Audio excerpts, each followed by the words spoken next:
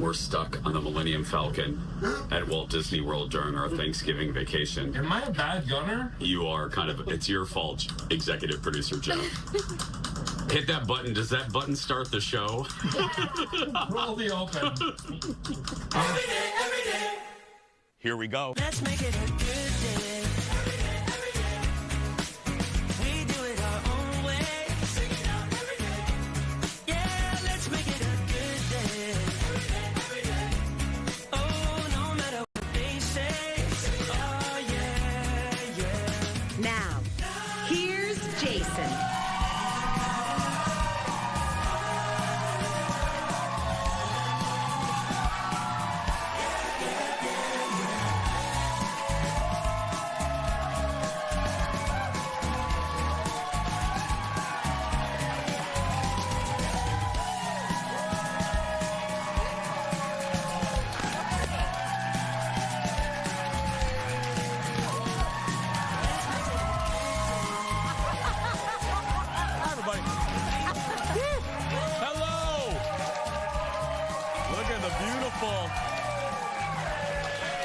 Look at the beautiful decorations, the beautiful people. Welcome to the show. Look at our fancy holiday decorations. Thanks to,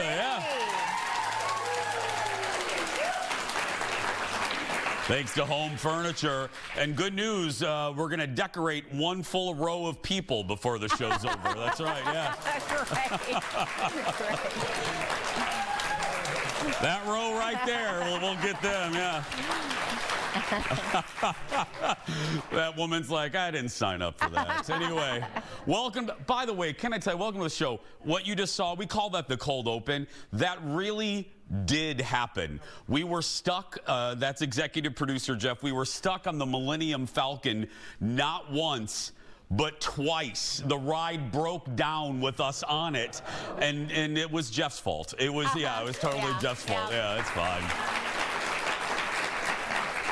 Let's get started everybody. First up, when it comes to hazards while driving, most of us deal with things like snow, like today, and construction. But in Australia, and by the way, come back to the TV, but in Australia, one woman had something else to contend with, a very poisonous snake. Look at this. People say that the woman was driving when she felt something on her foot. Oh my God. That's when she noticed, and look at this guy, just pulling it right out. She noticed a venomous tiger snake crawling up her leg. She was able to fight the snake off. She pulled over, jumped out of the car, and that dude right there from the snake control center removed the critter. Yeah. No. Don't worry, audience, that will not be happening during today's show. Well, you never know. She's not afraid of snakes. Ladies and gentlemen, give it up for Fallon, everybody.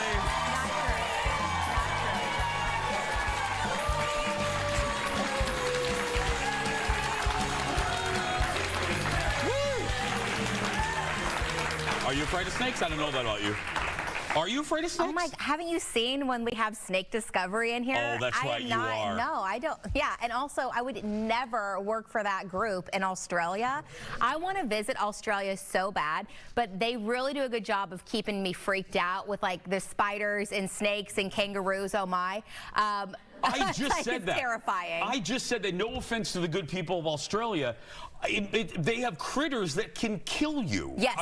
Yeah. They do. I don't know what it is, but like also Australia has like, you know, because we're in media, they have like my favorite media people. My favorite podcast is out of Australia. What is it? It's called Tony and Ryan. I love so much all the Australian media. They're allowed to say anything on their media. You know how like we're restricted here in the U.S. We can't say certain bad words. They say everything. They say everything. They don't care. I know, and I'm always like, yeah, that's cool. Yeah. So, we won't be saying any of those words today, just in case the censors. Hey, so over the weekend, we showed you a little bit of it. We did go. We went to Walt Disney World for Hi Orlando. Our show's in Orlando. Hi to my family in Orlando. Colin and I went with executive producer Jeff, and of course, we had to show you some ride photos, so let's tick through a couple. So, Jeff is so happy. Jeff, this is my favorite This is my favorite ride at Walt Disney World, period. This is Guardians of the Galaxy. This is Jeff's first time. Colin's in the back, and we don't know who that woman is. But anyway, she was lovely, though. She had to sit with Colin, but that was Jeff's. And then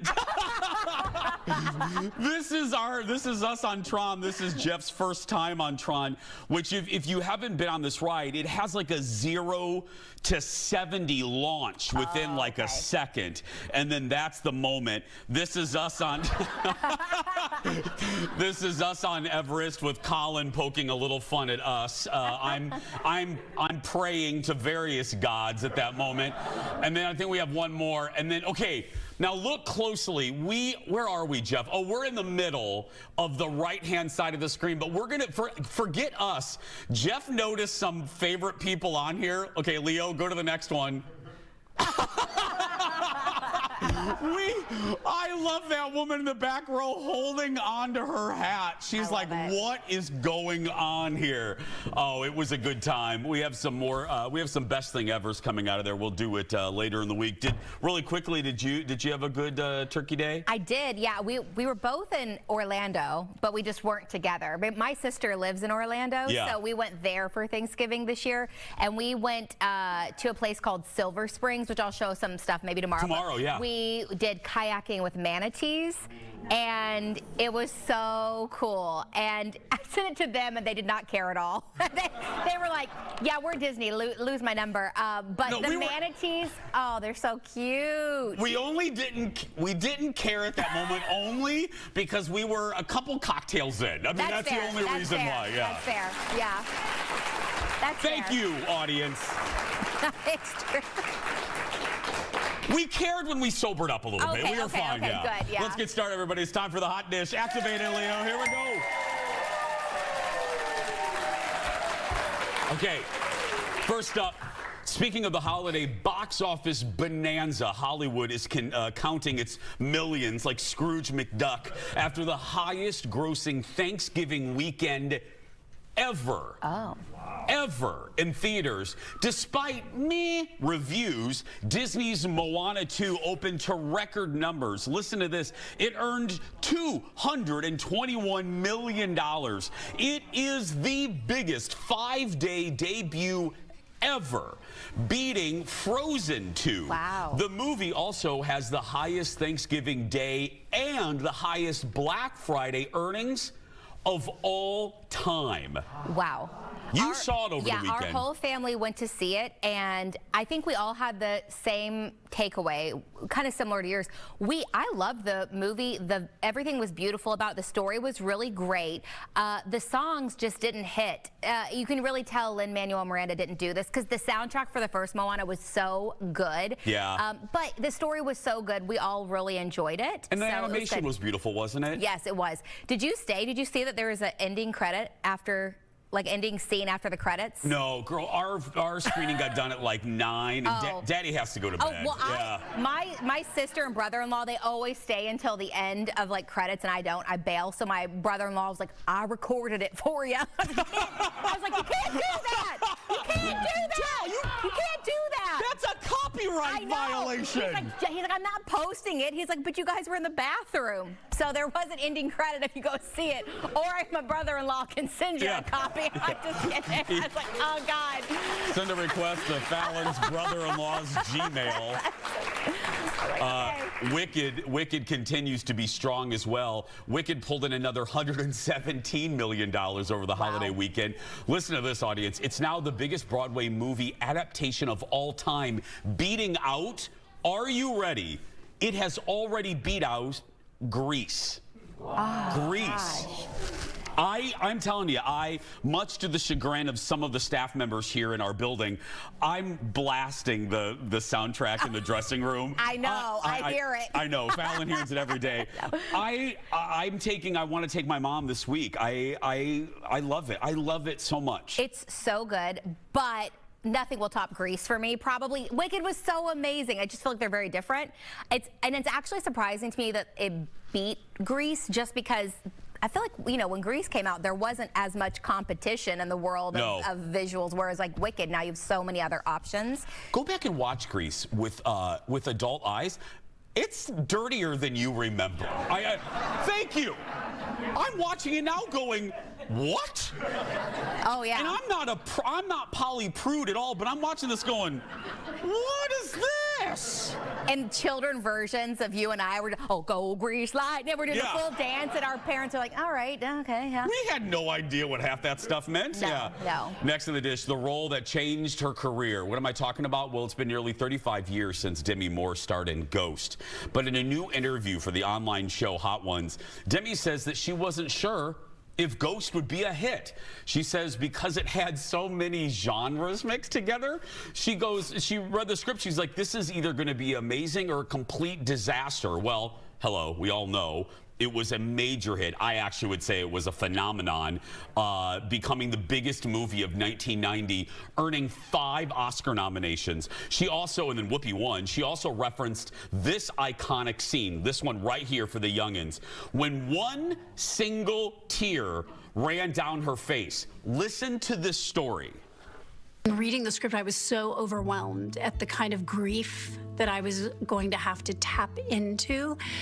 And I know that there's this kind of, you know, iconic thing about the one eye. I didn't plan that, I have no control over that. That's just how it happened.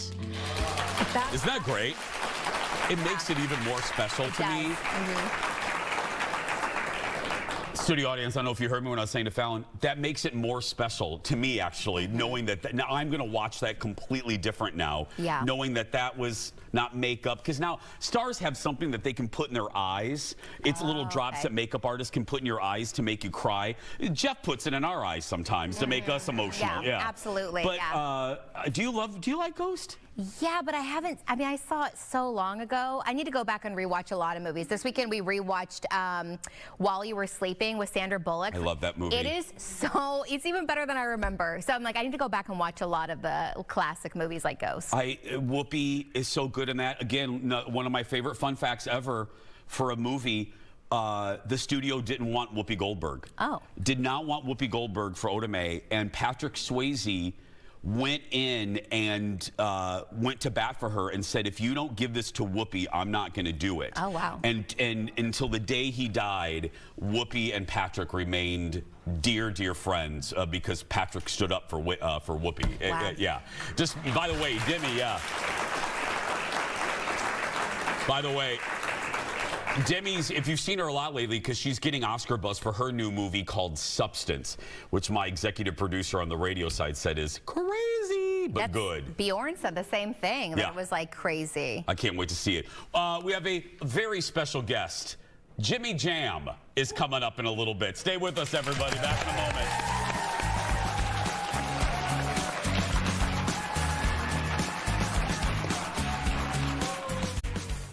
Let's make it a good day.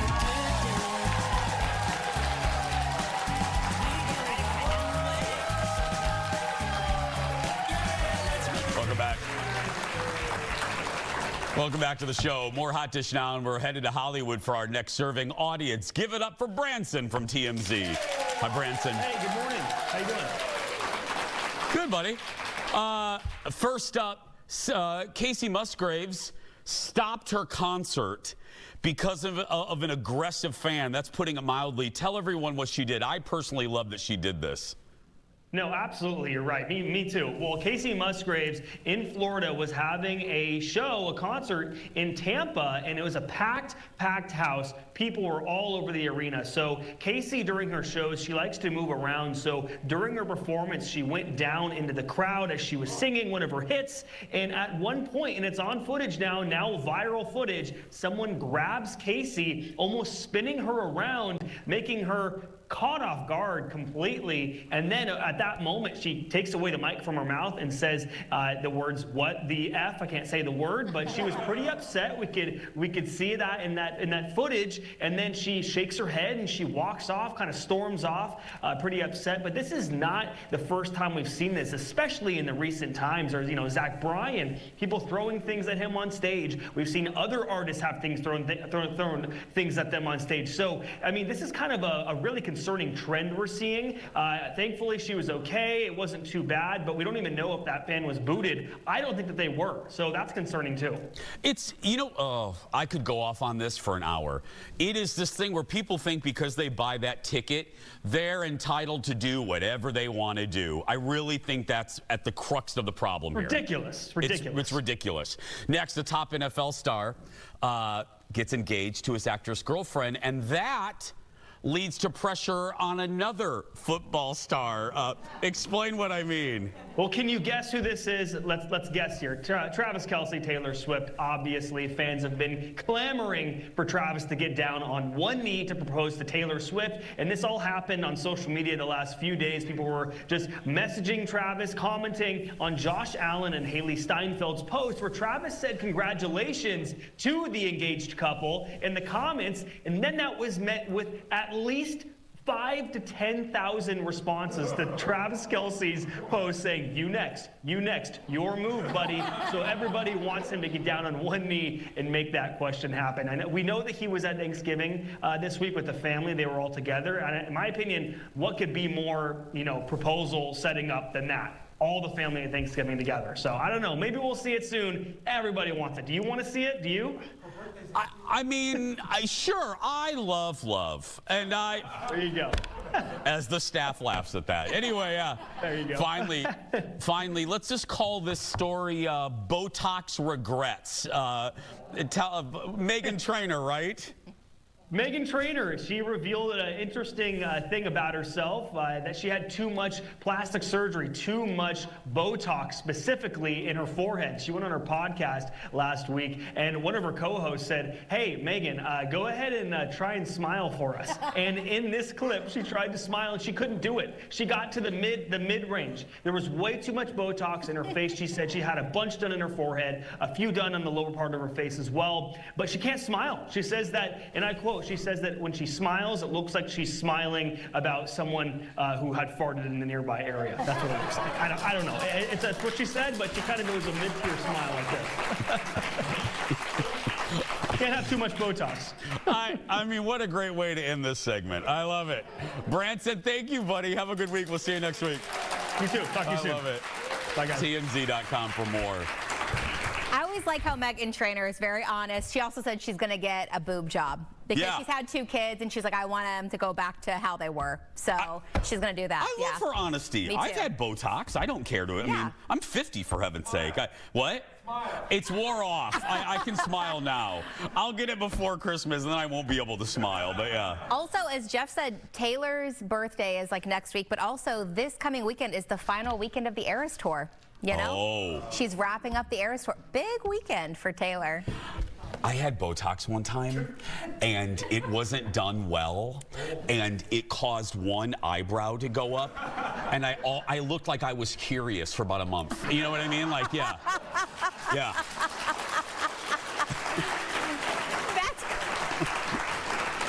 I did. Leo, take. I looked like that. I looked like I was always up to something. I feel like in well, I mean, well, you are. I was gonna say in radio that would work, but that's not a good choice for television. No. More dish for you now. New buzz about a possible return of one of my favorite TV shows of the past 20 years, but it's not going to be a reboot. What show am I talking about? This one.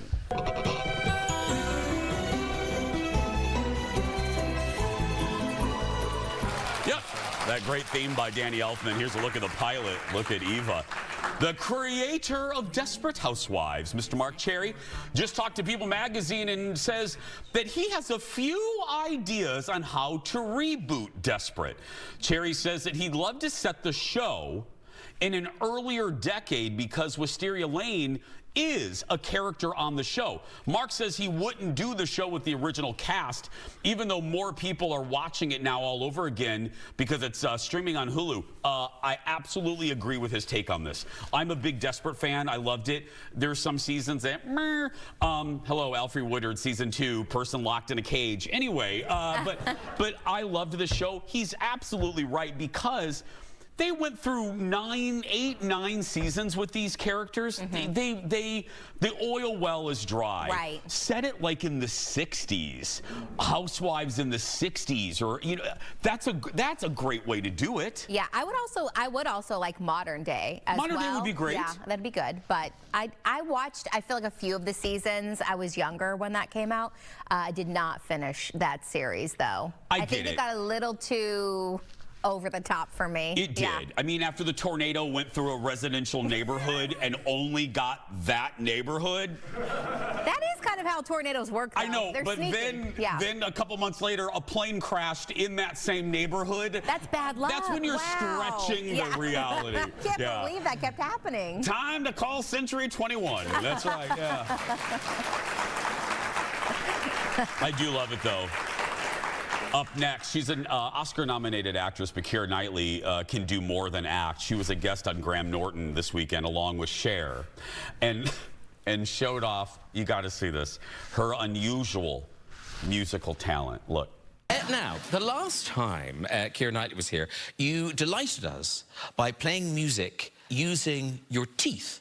Now, I don't want to put you on the spot, because I know you haven't rehearsed this, but can you give us a blast of a Cher hit on your teeth? Yeah. Okay. Now. I need to be there. Okay, what are we getting, though? What are we getting? Believe. Oh, okay. Right. Hello. Open. Yeah, okay.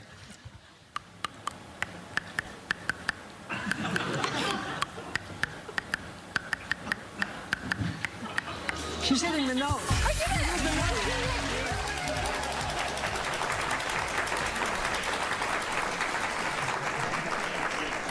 Fallon can do that on her toenails. That's right. Ew.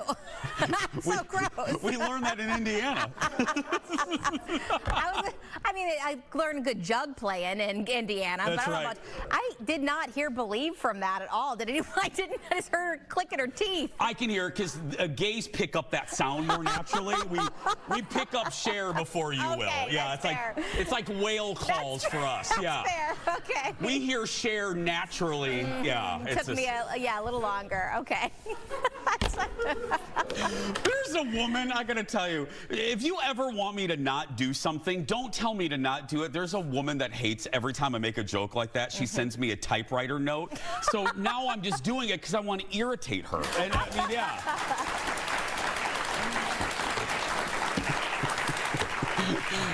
Happy holidays. Knightley said she learned the skill as a child in school.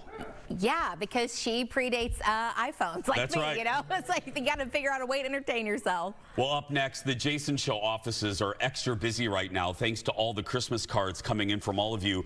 Leo, this is a live look at our mailroom right here.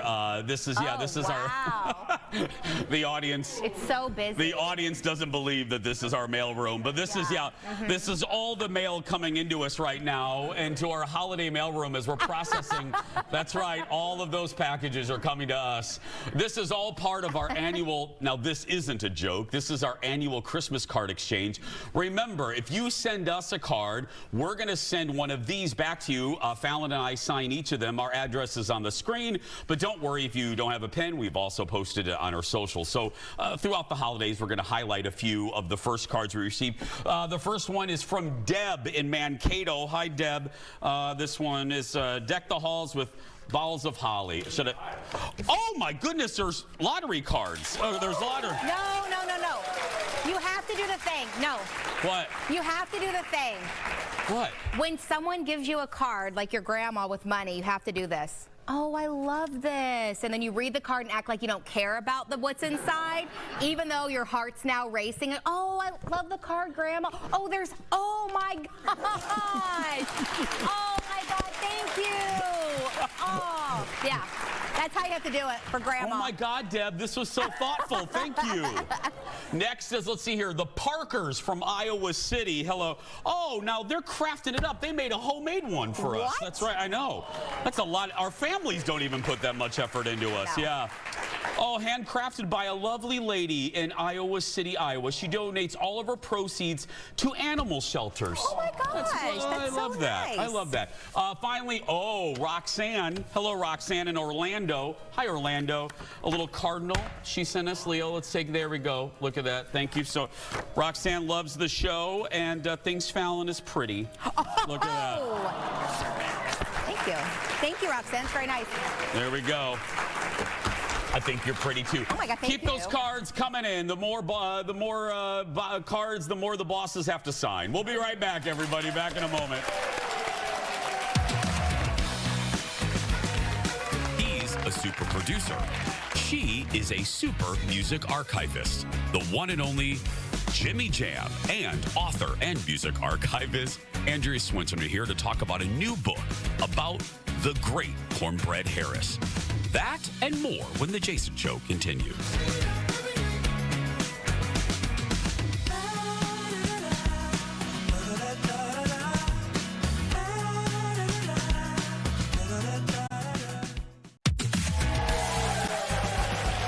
Welcome back, everybody. Beautiful decorations kicking off today. Well, welcome back to the show. One of our guests today is a legendary. That word is overused, but it fits the guest. Producer and songwriter, I would say iconic. Jimmy Jam has worked with icons like Janet Jackson, Mariah Carey, Boyz II Men. I could go on, but it would take up the rest of the show. And thanks to a new book, he's reconnected with his father. It's called Deeper Blues, the life songs and salvation of Cornbread Harris. Audience, give it up for Jimmy Jam and music journalist and author Andrea Swinton, everybody.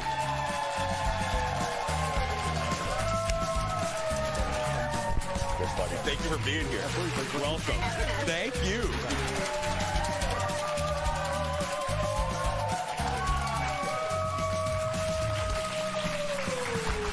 Welcome. Thank you. How are you? Both. Wonderful. How are you both doing? Wonderful. Let me start at the very beginning because we have a lot of time, but there's just so much to get through. How did this relationship start? Because I love it on my sheet. You are referred to as the book lady. Yes. The book lady. That is my official title. Yeah. Yes. So how did this start? Whoever wants to take that. Well, I can talk about how I met Jimmy and his father. Yeah. So I've been a music journalist in town for 20 years or so now, and I met Cornbread, Jimmy's father, when he came to visit me at NPR, where I worked. And then around the same time, Jimmy and Terry came home to do the Super Bowl. If you remember, they did 10 shows outside in 3-degree weather in January during the Super Bowl. Cold chill. Yes. Cold chill, yeah. And that was the first time that he and I had ever met in person. And I had just released a book about the Minneapolis sound and gave him and Terry copies. So we started a relationship. And then about 3 or 4 years later, in 2021, he reached out and said, hey, would you help me get in touch with my father? I'm going to be in town. I'd like to see him. And what I didn't know at the time was how estranged they were. Jimmy texted me after they had met up and said that was actually the first time they'd spoken in 35 years. Well, Jimmy, what was it? What was it about that conversation? And Andrea, what made you, because over 35 years, there probably were other opportunities. What was it? Was something speaking to you about now is the time to do it?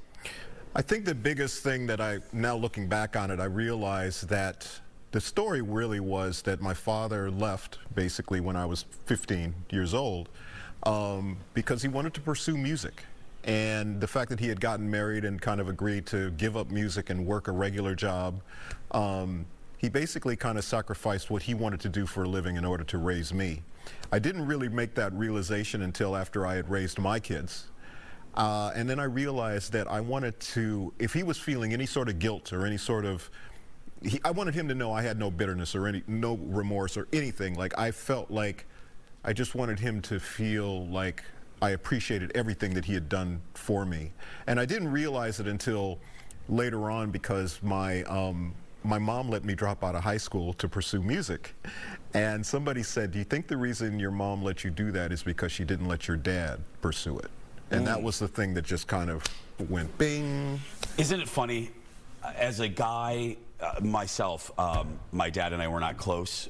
We barely spoke until right before he died. Isn't it funny, Jimmy, how time washes away the rough edges, or what you think you're mad about, or what you think you're keeping you apart? It just, when it comes down to it, it just doesn't damn matter, does it, at the end? No, and one of the questions I get asked a lot is, you know, well, did he apologize? And I said no, because he didn't need to apologize. There was nothing to apologize for. I look at my life and the way I turned out, the person that I am, the way I raised my kids, and they were all based on the examples that him and my mom set forth for me growing up in Minneapolis. So I don't have any of that. I felt like, let's move forward. We don't need to wash the past or any of that. It's just, let's move forward.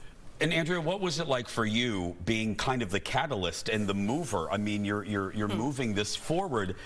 You've done a lot. You've written a lot. For people watching around the country, I said icon and legend for Jimmy. Andrea is a music icon. Been covering it for you. You are. You can be humble. I can brag about you. What was it like turning the boat to make this happen? Well, I learned that if you want two people to talk to each other, you just need a project. And the book became the project, and it became this thing that the three of us were working on. And I started out talking to them separately. I went out to LA and I interviewed Jimmy for, I don't know, 6 or 7 hours at his studio about his memories. And then I brought his memories back to Cornbread and, you know, kind of shared what he had told me. And then I said, hey, what if the three of us got on a Zoom call and we could do kind of a joint interview together? And that very quickly evolved into weekly Zoom calls, and I kind of stepped back and back and back out of the picture and asked fewer questions just to give them time to be together. And what were those first Zooms like? Well, a lot of it on his side was fascinated with the technology that we could actually have this conversation and talk and get him set up. But it almost, if you remember the book Tuesday at Maury's, I think Tuesday with Maury. Yeah, that's what it turned into. Like literally every Tuesday we'd get on the calls, on these Zoom calls, and sometimes, as Andrea said, she would ask a question and we'd go into something, but sometimes it would just be he would sit at the piano and just play, because his piano was always behind him. So he would always just turn around in the middle of a conversation and just start playing a song. And then I had my little home studio, so I would start playing along with him. So we kind of had this musical conversation, you know, over the Zoom, which was amazing. But I would bring up things that maybe he had forgotten. He'd bring up things I'd maybe forgotten. And meanwhile, the book lady was recording right there. Everything. Yeah. When we come back, Jimmy and the book lady are going to tell, especially the youngins out there, why if you don't know who Cornbread is, you should. That and more when we come back. Back in a moment, everybody. Thank you both for being here. I greatly appreciate it. Let's make it Welcome back. Jimmy Jam. The book lady, or as we... Andrea Swenson is here, legend. Either, both can take this, especially for young folks out there. I'll start with you. Your favorite thing, or in a goofy TV segment, what should they know about the legacy of Cornbread? Well, I'll give you the bookends of his career. Perfect. He started in the first rock and roll band to ever come out of the state of Minnesota, the Augie Garcia Quintet. They opened for Elvis and upstaged him and got pulled off the stage because Colonel Parker was worried that they were going to get the girls too crazy and that Elvis wasn't going to be able to whip them up the same way. And still today, at age 97, he still plays at least once a week here in the Twin Cities. The only reason he's not here with us today is because he was out late at a gig last night at Commerce. That is great. He's unstoppable and he's historic, and his life story is just really incredible. Well, Jimmy, what's your favorite thing? Like, I know it's such a simplistic question, but if you could pull something that people will take away, because that is a great takeaway, what would it be? Well, I just think historically, when Terry and myself were fortunate to be inducted into the Rock and Roll Hall of Fame, I thought it was very fitting that, as Andrea said, he played literally on the first rock and roll record that was made in Minnesota. So that I felt was my credentials to get in, if nothing else. I will go into more on the other side, but bouncing back to you, again, I love to brag about the show where we're based. We were literally talking about, in the commercial break, the purple on the set is an homage to the city we're in, Prince, and then my grandmother who loved the color. What is it about the Minneapolis sound? What is it that makes it so special? I think it's really a mix of all the different kinds of music. It's very eclectic, it's very inclusive, and intentionally inclusive. It brings audiences together. Still to this day, I think at like the Taste of Minnesota when Jimmy and Terry came home, or when you go to a Prince tribute concert, those are going to be the most mixed audiences that you see in the Twin Cities. So I think at the core of it, it's this music that kind of tears down the walls and brings people together. Would you echo that, Jimmy? I totally echo that, and I feel like as we lived through the the Zoom era of the pandemic, one of the things that always struck me was how when you get on a screen with a bunch of people, the first thing you notice is their differences. You know, their color of their skin, male, female, whatever, whether they have a good background or not, and their what's lighting on their bookshelf. Exactly. Yeah. So you notice everything that's different, but as soon as you put music on, you see everybody do this at the same time. And music is the thing that just unites us all together. So to me, I think the Minneapolis sound was very much eclectic in the sense of it was rock, it was pop, it was R&B, it was blues, it was jazz. It was really all these things coming together. And of course, Prince was the best example of that. And the fact that getting a chance to work with him really rubbed off on us, I think. So we now take that music around the world and it unites people. Perfect place to leave off, and it's a perfect place to pick up when we come back. Back after this.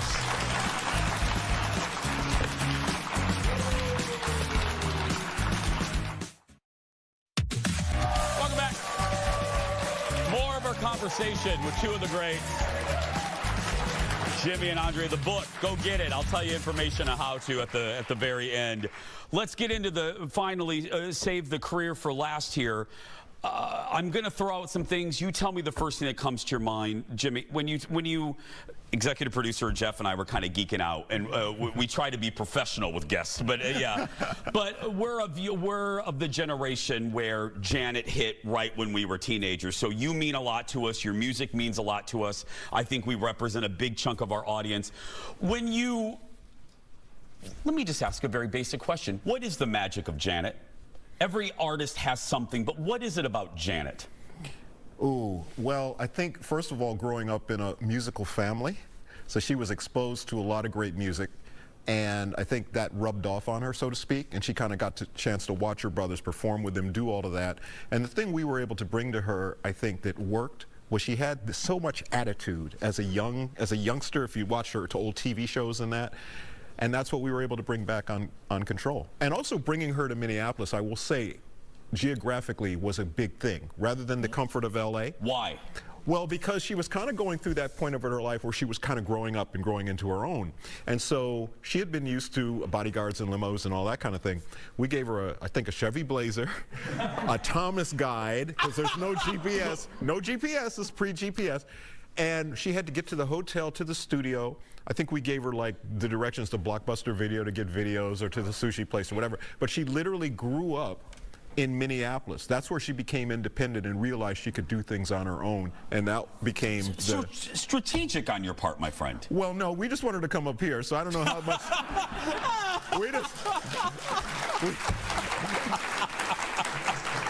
But it all worked. So it all worked very well. Was it okay? Strategic, but staying here. Oh yeah, that was on purpose. Oh yeah, no. We definitely wanted to break. It was great when we first moved up here. A lot of people said, "Why would you be here?" And we said, "We want to be here. This is our hometown." But bringing the artists here was such a revelation in a lot of ways. I think about New Edition. We were talking backstage when we brought the Human League up, and they're from Sheffield, England. And kind of around this time of year, a lot of very cold and very snow, so there was a lot of culture shock.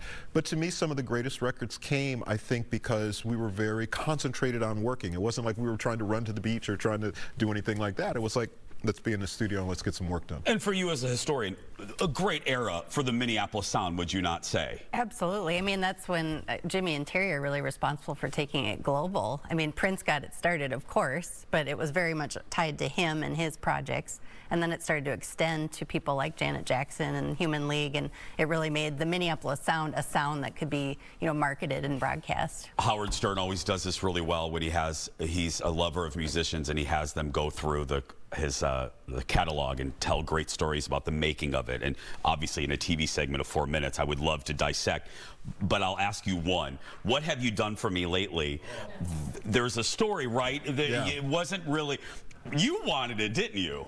Well, Terry and I were making, we had thought we were going to make our own album. Yeah. So we started doing a bunch of tracks just for ourselves.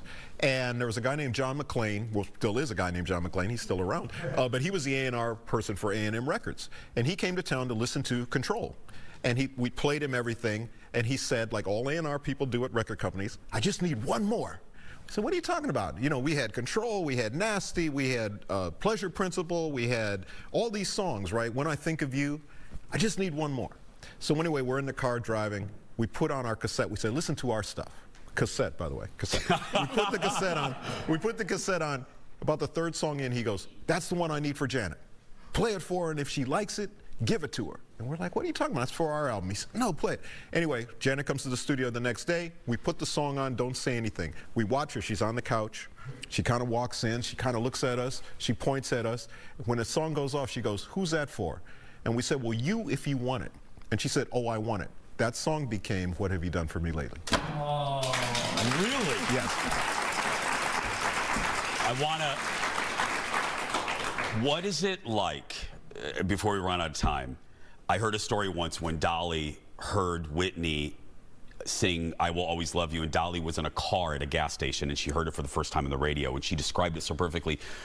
When you're hearing something, when Janet's done or you finish, you hear the produced, do you know right away usually this is going to be a hit? What is that moment like when you hear the finished product? Do you have it? Obviously, you have a good instinct, for heaven's sake. But I'm just saying, what is that moment like? Is there something? Is there a wiring that goes off in you that goes, "Yep, this is it"? Well, here was the thing. We always made records, and still do to this day, to please ourselves, quite honestly, almost selfishly, because we feel like if we're happy with it, then other people will agree with us. Mm-hmm. And that was the thing with that record. And I remember where we were living in LA at that point in time, we had this little house, and I remember there was the neighborhood, and we'd always hear music blasting out the neighborhood. And I remember the day I walked down the street and I heard What Have You Done For Me Lately blasting out of people's houses, and that was like, oh, okay, I think we got something here. So yeah, that's always a great feeling. Yeah. A great feeling is having the both of you. Thank you, Mike, on the couch. Thank you. Jimmy Jam, Andre Swenson here. Be sure to pick up, right there, be sure to pick up a copy of the book, Deeper Blues, wherever you get books. Go get it right now and learn about the legend that is Cornbread Harris. We're going to take a break, everyone. Back after this. Thank you both. Absolutely.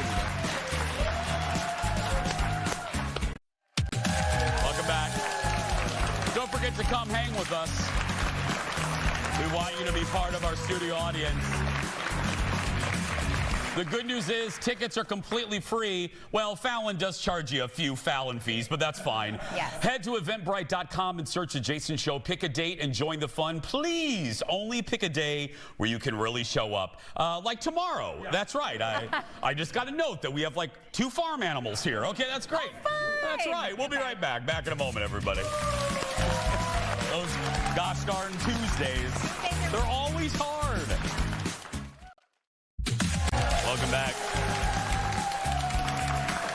Guess what? Tomorrow, Fallon is waiving her fee for the audience. Oh, yeah. Tomorrow, yeah. Just tomorrow, though. Just tomorrow. No, all kidding aside, we got to fix, Jeff, we got to offer, maybe we give away stuffed animals or something on Tuesdays. Tuesdays are always hard for the student. I don't know. That's a great idea. Let's keep workshopping that. Cigars or something. I don't know. But come see us tomorrow. We have a Dale K and then a hot saxophone player. That's right. He's not kidding. We just saw photos of the hot saxophone player. We might have Google stalked him in that commercial break. So come see the hot saxophone player tomorrow in Tis the season. Tis the season. Yeah. That's right. Yeah. So, and then also coming up tomorrow, bring in. I want to see you canoeing with the manatees. I can't even say that with a straight, because really quickly, you have 30 seconds. Tell them how you got frustrated with your daughter. Well, because everyone else got a real partner in a kayak, and I got a 5-year-old. And she literally at one point laid back like this, and I'm like, come on. She's 5! I know, but like, at least pretend like you're helping. God. Olive, you can come stay with Auntie Jason tomorrow on the show, taking care of her holiday plans. Like I said, Garden Guy Dale K is here with the do's and don'ts with your favorite Christmas plants. That's going to do it. Plants, not anyway. If you're a kid being bullied, you go out there and be yourself, because nobody can tell you you're doing it wrong. Thanks for watching. We'll see you tomorrow.